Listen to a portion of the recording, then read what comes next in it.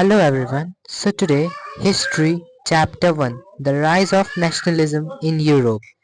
So let's start. The French Revolution and the idea of nation.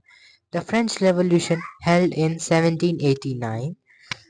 So, who are the revolutionaries? Secret societies sprang up in many parts of the Europe to oppose monarchical form and to fight for liberty, freedom.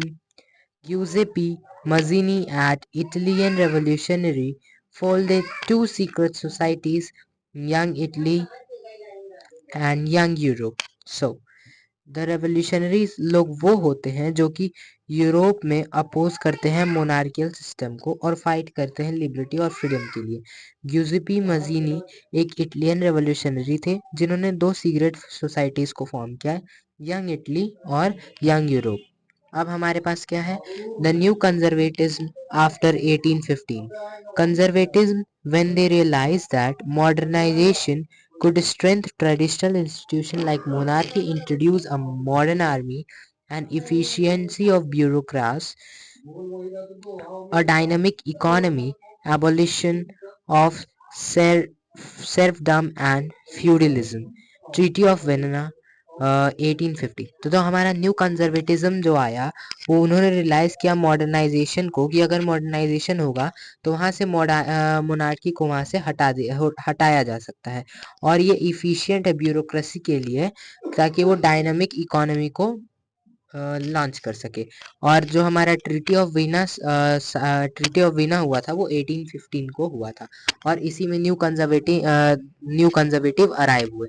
What did liberal nationalism stands for? Political अगर and से देखें तो end of clerical privileges, मतलब clerical जो privileges थे उनको remove कर देना, autocracy, representative form of government होना पार्लियामेंट में, और सबकी प्राइवेट प्रॉपर्टी होना, ये सब लिबरल जो नया लिबरल नेशनलिज्म आया उसके अंदर ये सब थे। उसके अंदर मूवमेंट ऑफ गुड्स भी था, कैपिटल भी था, एक्सेट्रा। तो अब हम लोग देखते हैं the aristocracy and the new middle class. Aristocrats कौन थे?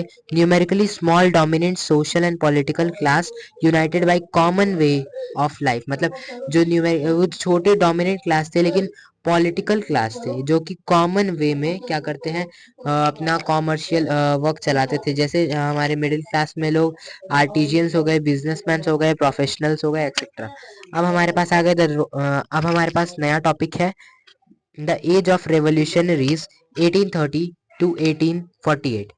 तो the romantic imagination and national feeling. Romanticism criticized science and focused instead on emotions, institution and mystical feelings. Language and folklores were used in instill national spirit. तो romantic crisis क्या criticise करता है? Science पे focus उस पे emotions पे नहीं करता है। वो इंस्टीट्यूशनल और जो हमारा म्यूजिकल ये फीलिंग होती है उसको वो सपोर्ट करता है। लैंग्वेज और फोकटेल्स जो होते हैं वो उसको इनिशियली लैंग्वेज नेशनल स्पिरिट मानता है। Hunger, hardship and popular revolt in 1830s increased population, food storage and whisper unemployment